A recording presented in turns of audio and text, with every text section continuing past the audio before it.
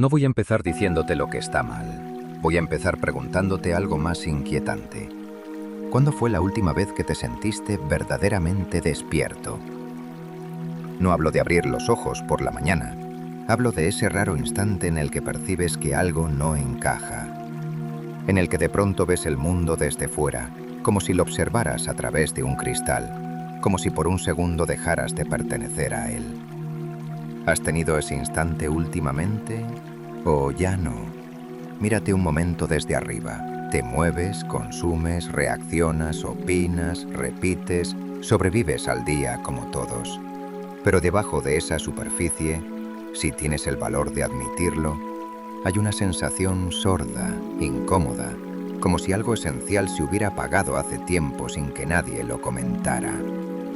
Esa es la sensación que casi nadie confiesa.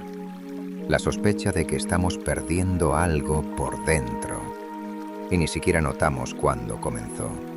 Lo curioso es que nadie está verdaderamente solo. Estamos rodeados, conectados, saturados de presencia humana. Y aún así, si te detienes y observas con honestidad, no ves personas pidiendo, ves personas distraídas. Ojos iluminados por una pantalla, mentes suspendidas en un continuo deslizamiento, cuerpos presentes en el mundo, pero mentes ausentes de sí mismas. Lo más perturbador no es que el mundo esté cambiando. Lo perturbador es que nosotros estamos cambiando con él, pero hacia abajo, no hacia la lucidez, sino hacia la incapacidad, no hacia la profundidad, sino hacia la superficie, no hacia la razón, sino hacia la imitación. Y quizá no lo admitas, pero en algún lugar de tu conciencia lo sientes. Cada día estamos un poco más conectados y un poco menos conscientes, un poco más rápidos para reaccionar y un poco menos capaces de pensar. Eso no es un accidente, eso es el síntoma de algo más grande, algo que no parece detenerse y que ya está moldeando en silencio la forma en que vivimos, en que sentimos y sobre todo, la forma en que pensamos. Si quieres detectar el declive de una mente, no mires lo que sabe, mira lo que tolera. Mira cuánto silencio soporta, mira cuánto tiempo puede permanecer con su propio pensamiento sin huir de él. Hoy, casi nadie puede, no porque la vida sea insoportable, sino porque la mente ya no sabe habitarse a sí misma. Observa. Pregunta algo simple y la gente responde con consignas, no con ideas. Reacciona antes de comprender, imita antes de examinar, opina antes de pensar, como si la urgencia de participar fuera más importante que la verdad de lo dicho. Y cuando algo no tiene respuesta instantánea, no pensamos, cambiamos de estímulo. Porque en el fondo, ya no buscamos entender, buscamos anestesia. Un impacto nuevo, una sensación mínima, un trozo de ruido que nos quite de encima el peso de existir. Fíjate también en la nueva forma de risa. No nace de algo gracioso, nace de algo fácil. Es la risa automática, la risa reflejo, la risa hueca, la risa que ocupa el espacio donde antes estaba la incomodidad y el pensamiento. Y si levantas la vista en cualquier lugar público, el cuadro siempre es el mismo. Personas inclinadas sobre una pantalla, respirando, moviéndose, pero cognitivamente ausentes, como si un hilo invisible los mantuviera cautivos en un mundo que no existe ahí afuera, sino en una superficie de cristal retroiluminada. Ese gesto aparentemente inofensivo, mirar, se ha convertido en la nueva forma de renuncia. Renunciamos a dirigir nuestra atención. Renunciamos a investigar nuestra propia duda. Renunciamos a elegir qué entra en nuestra mente. Y cuando una mente deja de elegir, deja de ser mente. Se convierte en un canal por donde pasa lo que otros deciden. Ese es el síntoma real de la estupidez moderna. No la falta de conocimiento, sino la pérdida de autoridad interior sobre lo que pensamos, sentimos y creemos. Cada día, un poco más, sin ruido, sin trauma, sin resistencia. Nada de esto ocurre por casualidad. La estupidez no parece como un golpe, sino como un desgaste, un deslizamiento gradual de la mente hacia el lugar más cómodo, la pasividad.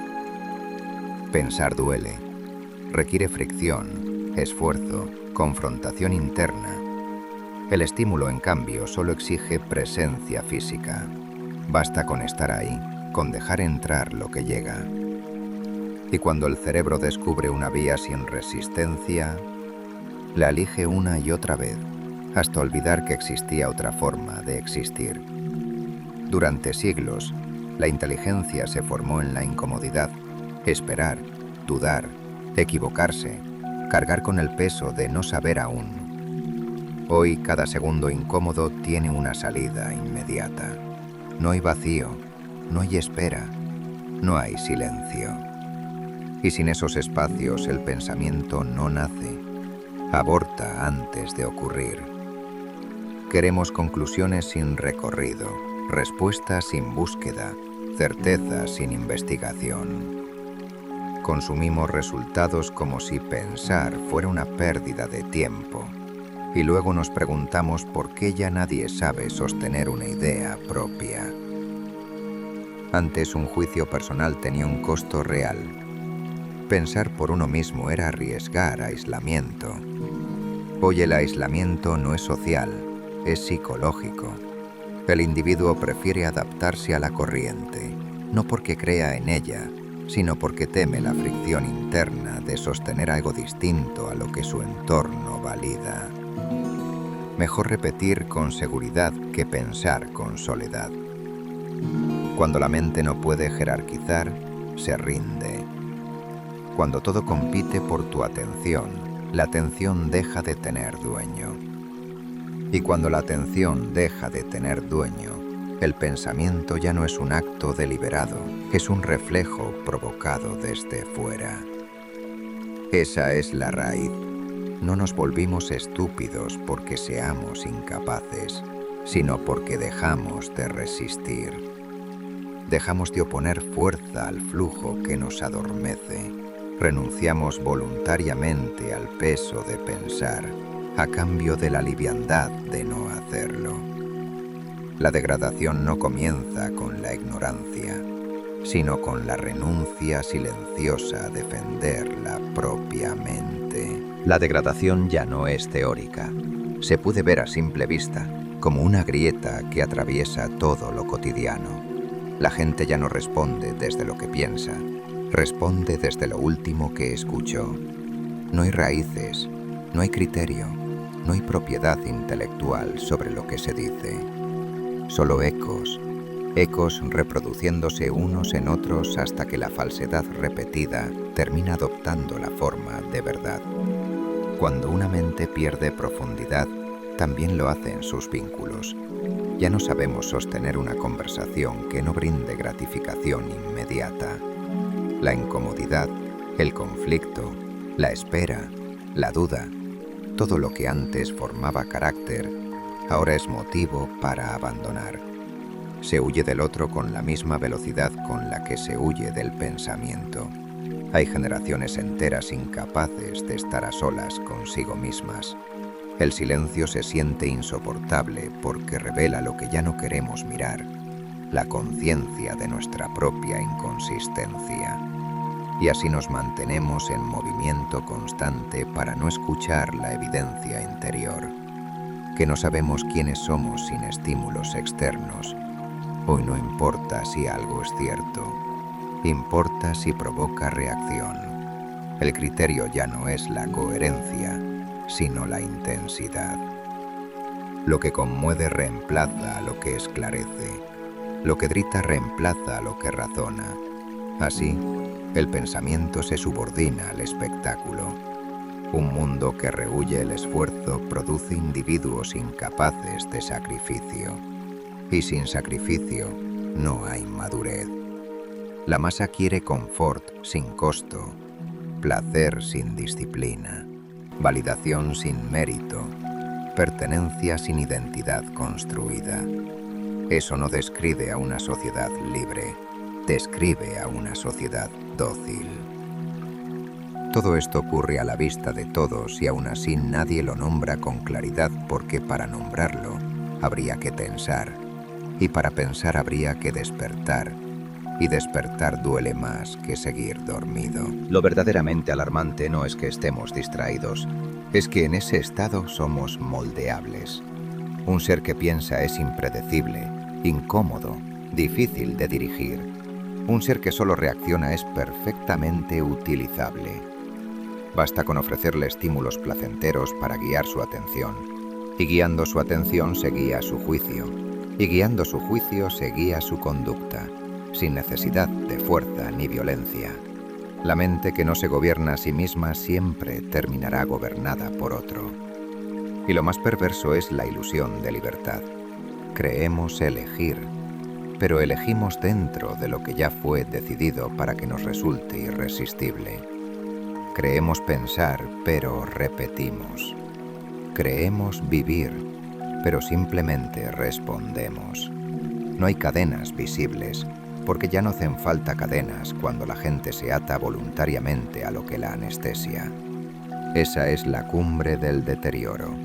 No la ignorancia, sino la docilidad mental. La disposición inconsciente a dejar que otro piense por ti, con tal de no cargar el peso de hacerlo tú mismo. Y así avanzamos sin resistencia, sin ruido, sin rebelión, hacia una forma de humanidad que conserva el cuerpo pero rinde la mente. Ahora que lo has visto con claridad, la pregunta ya no es qué está pasando ahí fuera, sino qué está pasando dentro de ti. Porque tal vez mientras escuchabas esto, tu mente intentó defenderse. Yo no soy parte de eso. Yo sí pienso, yo estoy despierto. Esa es siempre la primera reacción del que ya fue alcanzado. Negar que lo fue. No necesitas confesarlo en voz alta. Basta con observar tu propio hábito. ¿Cuánto soportas sin estímulo antes de volver a buscarlo? ¿Cuánto puedes estar en silencio sin que algo dentro empiece a exigir ruido? ¿Cuánta de tu vida ocurre por decisión y cuánta por inercia? No contestes rápido. No contestes para sentirte a salvo. Contesta con vergüenza si es necesario, porque la vergüenza es lo único que todavía indica que aún queda conciencia viva debajo. Si lo que he dicho es cierto, el deterioro seguirá, lento, continuo, aceptado.